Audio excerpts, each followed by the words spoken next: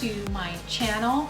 And we are in fall, October to be specific, and I am so excited because fall is my favorite time of year, and I have been waiting to make this recipe for you. One of my favorite recipes during fall, and it is easy because it is more of a method. So if you're a person that likes creamed soups and are trying to get away from using that heavy cream, the heavy fat type products in your soup, I've got a great method for you, and a really tasty soup that you can enjoy as maybe an appetizer. One thing I've done with this particular recipe is I've used it as a first course during Thanksgiving dinner, so there's a great option that you could use. Or this is a great little take on the go. So what we're doing is my Harvest butternut squash soup, and it is divine because it is chocked full of yummy vegetable goodness. So we're going to go in phases here, and literally this is how easy this recipe is. So what we have is on 2 sheet pans, because you want things to spread out. On 1 sheet pan I have a medium butternut squash peeled and chopped, and 1 sweet potato, again peeled and chopped. And if you're not a sweet potato fan, you can either omit it or you can add a russet potato, but just 1 is plenty. On this other sheet pan, I've got 2 large carrots, or you could use 3 medium. Again, peeled, sliced, 2 apples. I have a medium-sized apple. I'm using Gala, but use whatever apple you like. Again, peeled, chopped. 1 onion, peeled, chopped.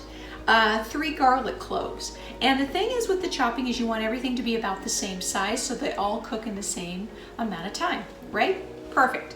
Then on top, you can use olive oil, or I'm a big fan of avocado spray. So that's what I did. I used avocado spray, some sea salt, and then some pumpkin pie spice, okay? More spices are coming, but for now, this is what we're doing. And then when we get to the blending, I'll explain the blending part.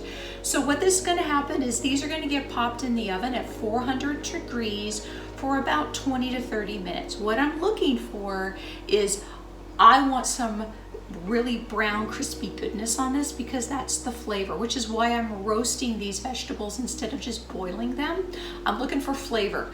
Because this is a quick and easy blended soup, I'm looking for maximum flavor wherever I can get it. So that's what I'm gonna do. Once these are cooked and ready to blend, we'll come back and I'll show you the blending part. Okay, so all of the vegetables are cooked. Now it's time to blend. So what we're going to do is, and it's very simple. So I just have a carton of low sodium chicken broth. If you want to keep this 100% vegetarian, just use vegetable broth. And then I've got 1 can of full fat coconut milk because that's going to add some richness. So all I'm doing is I'm going in batches. And what I've done is I've allowed the vegetables to cool a little bit. They don't have to be completely cold, but I'm just allowing them to cool just a wee bit. And then we're gonna pop them all in here, and then we blend. And I find that using my Vitamix works the best. You can totally use a food processor. Again, you're just gonna have to go in batches. And then I am adding some fresh garlic that I've peeled. I love, not garlic, ginger.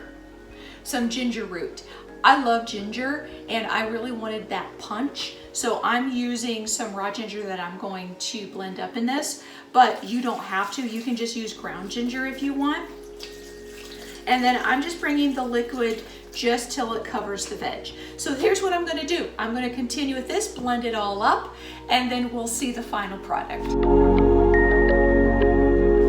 And the final product.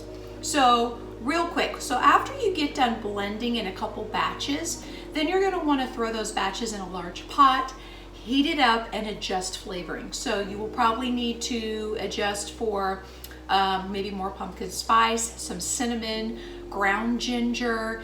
For balance, I will add some maple syrup just because you want to create this balance. You don't want it overly sweet, you don't want overly savory, you just want this balance. And I will also offer up a curried version down in the description box below. So if you want to do the Harvest more spicy, a little sweeter option, or you can do the curried version, and I'll give you that option down below. But what I have here, look how beautiful this is. It is so reminiscent of fall. And then what I did is I sprinkled on some raw pumpkin seeds or pepitas, and then I made my own croutons with some gluten-free bread. All I did, easy peasy, I just chopped up the bread, put it in the oven with some avocado spray, a little sprinkle of sea salt, and then the pumpkin spice to kind of mirror the flavors that are in the soup. Sprinkled that on there, and I'll tell you, lunch is served. And yes, I am actually going to eat this bowl when I am done. So I hope you try this soup. I hope you enjoy it as much as I do. And one quick little shout out. I want to thank Mom for making me my fall inspired apron to wear today. So, all right, everyone, have an amazing October, have an amazing fall. Enjoy the soup. See you soon. Bye-bye.